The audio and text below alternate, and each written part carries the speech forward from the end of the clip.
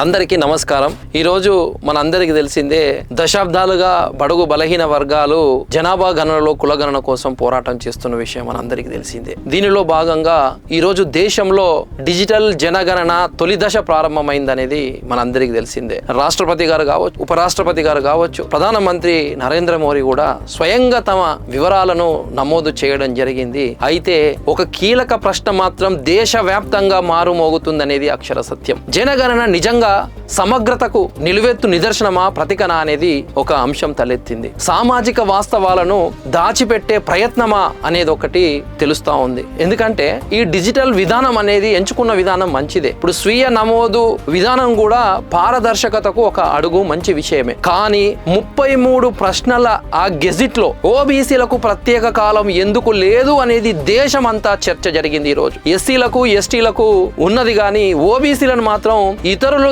చూపెడుతున్నారు, విభజిస్తున్నారు అనేది మాత్రం ఒక పెద్ద చర్చ అని సందర్భంగా తెలియజేస్తున్నాను. మన దేశంలో 60% ఓబీసీలు ఉన్న వాళ్ళను ఇతరులుగా చూపెట్టడం అనేది కరెక్ట్ అంశమా? ఒకసారి ఆలోచన చేయండి. ప్రధాన మంత్రి నరేంద్ర మోదీ గారు కూడా నా వివరాలు నమోదు చేశాను అని ప్రజలందరూ కూడా పాల్గొనాలి అన్న విషయం మన అందరికీ తెలిసిందే. అందరికి పిలుపును కూడా ఇచ్చారు. కానీ మరి మోదీ గారికి ఒక సూటిగా ఒక ప్రశ్న వేస్తున్నాను. మీరు స్వయంగా నమోదు చేస్తూ చూసినా మీరు ఒక ఓబీసీ అని గుర్తు చేసుకోవాలి. ఓబీసీలకు ప్రత్యేక గుర్తింపు లేకపోవడం ఎంత అవమానమో ఒకసారి అర్థం చేసుకోవాల్సిన సందర్భం. మరి ఇదేమన్నా యాదృచ్ఛికమా, లేదా ఇందులో ఏమన్నా బ్రాహ్మణ బనియ వర్గాల సూచిత రాజకీయ నిర్ణయమా? ఒకసారి మీరు ఆలోచన చేసుకోవాల్సిన అవసరం ఉంది. అసలు సమస్య బీసీ సామాజిక వర్గాల డేటా లేకపోతే వారికి న్యాయం ఎట్లా జరుగుతుంది అనేది దేశంలోనే ఒక పెద్ద చర్చ. డేటా లేకపోతే వారి హక్కులు, రిజర్వేషన్లు ఎలా సాధ్యమవుతుంది? సామాజిక న్యాయం ఎలా జరుగుతుంది? సమానత్వం ఎలా జరుగుతుంది? ఈ ప్రశ్నలు మొత్తం దేశాన్ని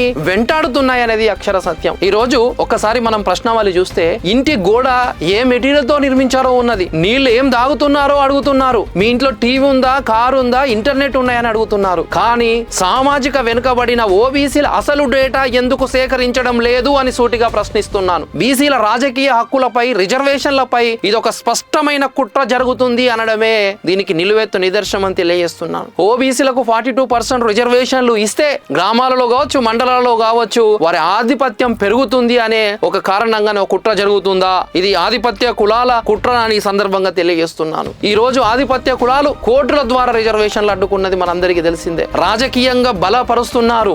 ఎందుకు? అసలు ఎందుకు భయం అని ఒకసారి మనం విశ్లేషణ చేస్తే, బీసీలు చట్టసభల్లోకి వస్తే వారు గొప్ప శక్తిగా సమీకరణం పూర్తిగా మారిపోతుందని, అంతేకాకుండా వారు ఒక బలమైన శక్తిగా మారతారని వారి యొక్క భయం. ఇప్పుడు రోజు సుప్రీంకోర్టు చూసుకున్నాం అనుకో, సుప్రీంకోర్టు ఏం చేస్తుంది? డబుల్ స్టాండర్డ్ తీసుకుంటుంది. ఒకసారి ఇందిరా సహాని వర్సెస్ మనం ఆ కేసు తీసుకుంటే 50% పరిమితి అని దాంట్లో మెన్షన్ చేస్తున్నారు. మరి అలాంటప్పుడు ఈడబ్ల్యూఎస్ ద్వారా ఎట్లా మీరు రిజర్వేషన్లు అమలు చేశారని ఈ సందర్భంగా నేను తెలియజేస్తున్నాను. వారికి 8% లేని వాళ్ళకు 10% ఇచ్చారు. మరి అలాంటిది మాకు బీసీలకు మాత్రము 50% పరిమితి ఎందుకు? ఇది న్యాయమేనా అని ఈ సందర్భంగా నేను తెలియజేస్తున్నాను. ఇప్పుడు ఈ రోజు ఎస్సీ ఎస్టీలకు రిజర్వేషన్లు ఉన్నాయి, మిగతాదంతా సీట్లలో ఆధిపత్య కులాలదే ప్రాబల్యం చూపిస్తున్న పరిస్థితి. ఈ రోజు మొన్న స్థానిక సంస్థల్లో కావచ్చు, అసెంబ్లీలో కావచ్చు, పార్లమెంటులో కావచ్చు 10% లేని వర్గాలు 80% సీట్లు పొందుతున్నాయి అంటే ఎంత దారుణం! ఇది రాజ్యాంగ సమానత్వమా, లేదా సామాజిక అసమానతకు చట్టబద్ధత ఉందా అనేది ఒకసారి ప్రశ్నిస్తున్నా. కేంద్రాన్ని స్పష్టంగా